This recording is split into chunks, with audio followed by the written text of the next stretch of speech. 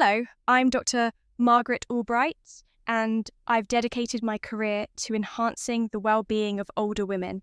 Today, let's talk about a common experience, waking up between 3 a.m. and 5 a.m. It's something many of you might face, and it doesn't have to be a negative experience. In fact, it can be an opportunity. If you're an older woman and you wake up during these early hours, here are 5 essential things you must do. First, don't force yourself back to sleep. Do this instead. The worst thing you can do when you wake up between 3 a.m. and 5 a.m. is panic about being awake. I know it's frustrating. You check the clock, sigh, and think, why am I awake again? Then comes the tossing, turning, and bargaining with yourself. If I fall asleep right now, I can still get 3 more hours. Okay, maybe 2. Oh no, now I only have an hour left. Sound familiar? But here's the truth. Forcing yourself to sleep doesn't work. In fact, it makes things worse by creating stress, which releases cortisol, the very hormone that keeps you awake. So instead of stressing, pause and accept it. Your body is trying to tell you something, and instead of fighting it, lean into it. First, sit up in bed and take slow, deep breaths in through your nose, out through your mouth. This signals to your nervous system that you're safe and helps shift you into a relaxed state. Then ask yourself, do I feel physically uncomfortable? Is my pillow too flat? Are my sheets twisted? Is my room too warm or too cold? Small things like this can make a huge difference in your sleep quality. If you need to adjust anything, do it now. But here's something even more interesting. Some of history's greatest minds, Leonardo da Vinci, Benjamin Franklin, and even Nikola Tesla, actually used these early morning wake-ups to their advantage. Instead of lying in bed frustrated, they spent this time journaling, thinking, or even planning their next steps in life. So instead of seeing this as a problem, try looking at it as an opportunity. Maybe your subconscious is trying to tell you something. Keep a small notebook by your bed and jot down any thoughts or ideas that come to mind. You might be surprised at how much clarity you have in the stillness of the early morning. Hydrate, but with the right drink. Now, let's talk about something most people get wrong: hydration. Many women wake up at this time because their body is dehydrated and sending distress signals. You might not feel thirsty, but symptoms like a dry mouth, restless legs, and restless headaches, or even waking up feeling hot can all be signs that your body needs water. But here's the key. It's not just about drinking water. It's about drinking the right water. Most people grab a cold glass of water when they wake up thinking it will help, but actually, cold water can shock your system and make your body work harder, which isn't ideal when you're trying to relax back into sleep. Instead, opt for warm or room temperature water. Even better, try adding a few drops of fresh lemon juice or a pinch of sea salt. Why? Because when you wake up, your body has lost essential minerals overnight. Adding a pinch of natural sea salt replenishes electrolytes, helping your cells absorb water more effectively. And lemon? It helps with digestion and detoxification, keeping your body in balance. Now, if you often wake up feeling anxious or restless, consider having a small thermos of chamomile tea by your bed. Chamomile has natural calming properties that relax your nervous system and make it easier to drift back to sleep. This one small change can completely transform your sleep quality. Check your emotional state. It could be a warning sign. Now, here's something most people never consider when they wake up at 3 a.m. Your emotions might be waking you up. Sounds strange, right? But in traditional Chinese medicine, the hours between 3 a.m. and 5 a.m. are connected to the lungs, which are associated with emotions like sadness, grief, and unresolved stress.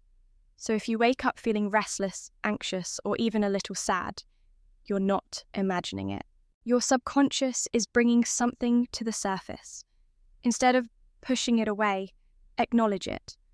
Take a moment to check in with yourself. Ask, what's on my mind right now? Am I holding on to something from my past? Is there something I've been avoiding during the day that's showing up at night? Sometimes the simple act of recognizing an emotion can release it.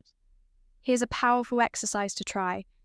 Keep a small notebook by your bed and write down the first 3 things that come to your mind. They don't have to make sense, just write them down. Then, after writing, close your eyes and take 5 deep, slow breaths. With each exhale, imagine yourself letting go of anything that's weighing you down. You can even say a simple phrase to yourself like, "I release what no longer serves me." This isn't just a feel-good trick. There's real science behind it. Studies show that writing down your worries actually reduces stress and helps your brain process emotions, making it easier for you to fall back asleep. And if there's something that's truly weighing on you, whether it's an argument, a difficult decision, or just a feeling you can't shake, try telling yourself, "I'll deal with this in the morning when I'm clear-headed." This sends a message to your brain that you don't have to solve everything right now, and that simple shift can help you relax and rest. Move, but keep it gentle. One of the worst things you can do when you wake up between 3 a.m. and 5 a.m. is stay completely still, lying in frustration. If you're tossing and turning for more than 15 minutes, your body is telling you it needs a shift. But here's the trick. Not all movement is good movement. The goal here isn't to wake yourself up more, it's to help your body transition back into a restful state. And the best way to do that is gentle stretching, or slow, intentional movement. Think of it this way. After hours of lying still, your muscles tighten, blood flow slows. Your body wants to move, but just enough to ease tension, not energize you like a full workout would. Here's what to do. A 1-minute sleep reset stretch routine. Do this right in bed or while sitting on the edge. Neck rolls. Slowly roll your head in a circle, stretching your neck gently. This releases tension from the shoulders, where many people carry stress. Shoulder shrugs. Lift your shoulders up toward your ears, hold for 3 seconds, then drop them down. This instantly relieves upper body tension. Gentle, seated forward fold.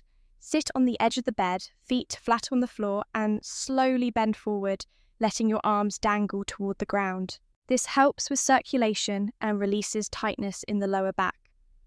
Legs shake out.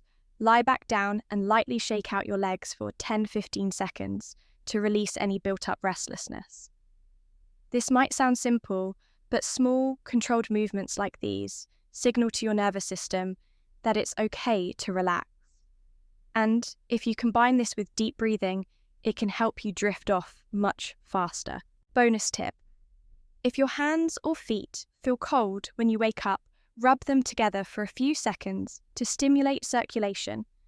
This helps your body feel more at ease and ready for rest. Listen to something that calms your brain. If there's one thing that can instantly take your mind from racing thoughts to deep relaxation, it's the right sound. When you wake up in the middle of the night, your brain is often in an alert state, trying to solve problems, plan for the next day, or process emotions. If you struggle to turn it off, sound can be your secret weapon. But here's where most people go wrong.